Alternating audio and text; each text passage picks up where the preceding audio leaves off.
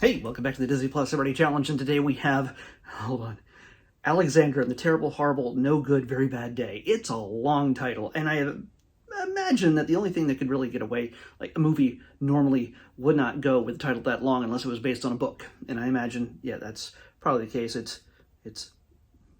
pretty sure it's based on a book. It's in that genre of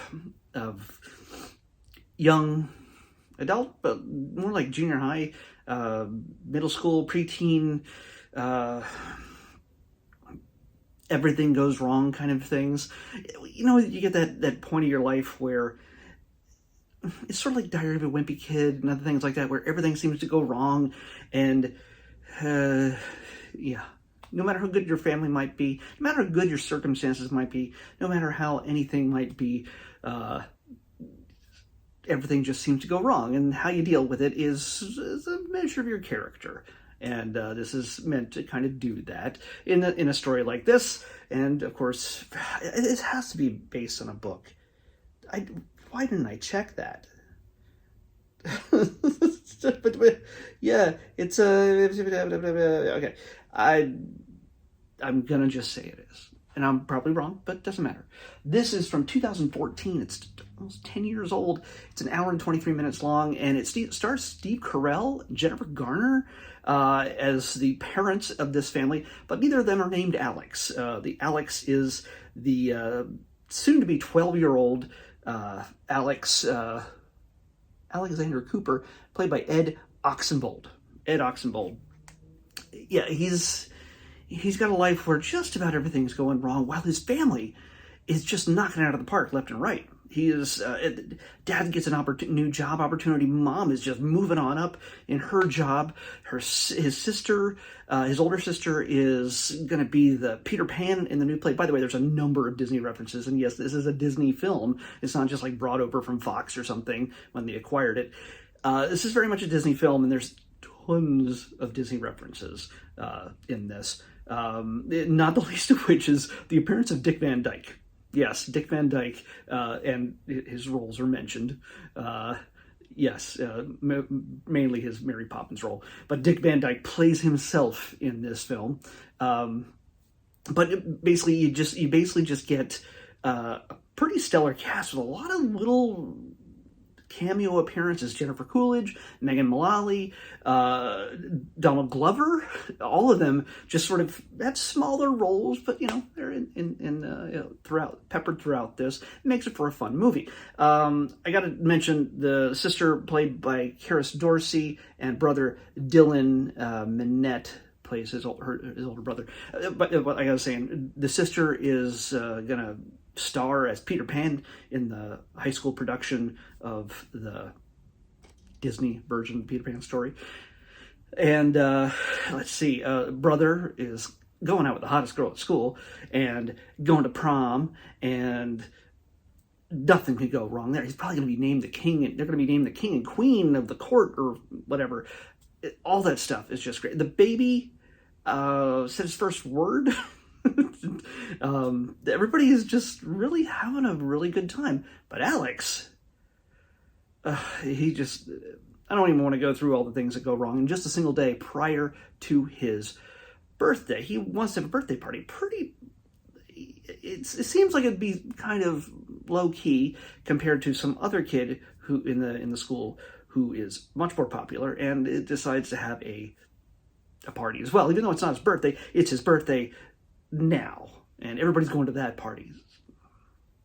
The girl he likes, he can't say the right thing. He doesn't do the right thing. He sets her notebook on fire. Yeah, so a lot of stuff going on there. So yeah, when we first meet this family, we kind of see technically the end of the movie first, a little bit of it, so you get an idea of the chaos that has befallen all of them, despite everything going real well for most of the time. Why does this happen? Well, Alexander, on the night before his birthday, decides to make himself a pity birthday ice cream whatever, puts a candle in it, and makes a wish that his family could even feel just a little bit of what he's going through. Little, And so he wakes up the next morning to find that everything is going wrong for everybody. Mom's late for work. Dad is not prepared for his interview. The baby loses his little binky. Sister wakes up sick. Brother has a problem with his girlfriend. All sorts of chaos happens. And it just keeps getting worse for all of them. Meanwhile, Alex's life seems to be getting better. And is it some sort of magical thing? I don't know.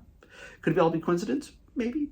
But it makes it no less fun. It's actually, I didn't really expect a lot to come from this. Whenever I would see the posters for this, it was always just, I'm thinking of Dan in real life. I just see Steve Carell, because out of all of them, he's pretty much coming out of The Office, is pretty much like the biggest name in this cast. Jennifer Garner, of course, but at this point, the Office was looming large, still does in some ways, it was looming large, and Steve Carell is the star in this. So it's,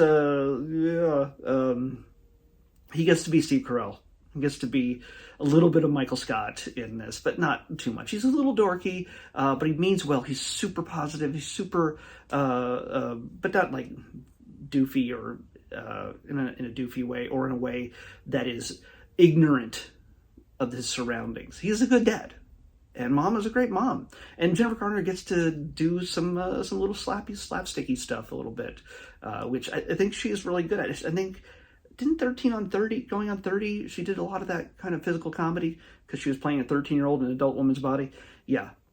So speaking, there's a number of inappropriate humor things throughout this. It's not inappropriate, like, it's not like rated R stuff at all. No, kids can totally get this, but they really lean into some sort of icky stuff. But I was surprised that they even hinted at certain things. But it's not the kind of thing where you'd be like, I can't have my children watching this. No, it's fun. So yeah, it kind of passed under the radar beyond its name. I didn't know much about it. I didn't know really what to expect beyond Steve Carell and Jennifer Garner. And but this is very much a kid-centric film. It's a Disney film, so it's focused on that junior high, middle school era, coming of age kind of thing, where you think that your life is just falling apart and this is the end. You're barely not even a teenager yet, and everything is going wrong.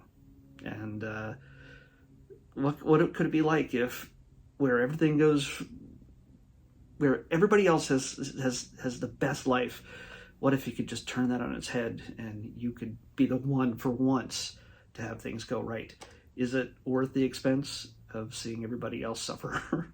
Now, suffer is a strong word, because a lot of this, it's some pretty horrendous stuff. A lot is happening all at once. But yeah, they're, in the end, there's a family that pulls together and they work it out. So yeah, it's a very, I can't say it's a messaging movie, but it's definitely got something to say. It's pretty good, pretty nice. So that's all I can really say about it right now. It's pretty self-explanatory. It's not the kind of thing that's going to change your life. It's like, oh my gosh, this is, the greatest movie ever.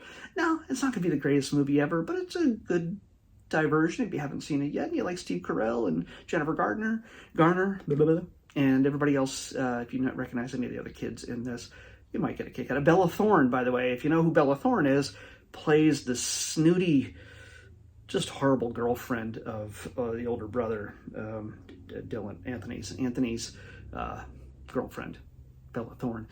She's a pop star. I recognize the name, but yeah, I'm too old to know what she's known for. Lovely girl, very pretty, but if you know who Bella Thorne is, well, here you go. You get to see her from 10 years ago. So let's pick tomorrow's episode. Random number 183. Ignore that ad at the bottom of It's a free app. 183. Really? I'll make sure. 183. Yep. We got another documentary. It's another. I like these types of documentaries. A little historical stuff, but it's very similar to some stuff we've seen recently. We're going to be looking at another lost temple. We're going to go digging around in history here. This is Lost Temple of the Inca. Hey, I know sometimes you guys want Mickey Mouse stuff. You want pure Disney stuff. But hey, Disney owns National Geographic, and it's on Disney Plus, so I'm watching it. And I do not choose it ahead of time, except for those times that I make it very clear that I have chosen what we're watching. Most of the time I try to keep it random. Lost Temple of the Inca is what we're watching next in the Disney Plus Everyday Challenge. I'll see you back here tomorrow with that. Bye.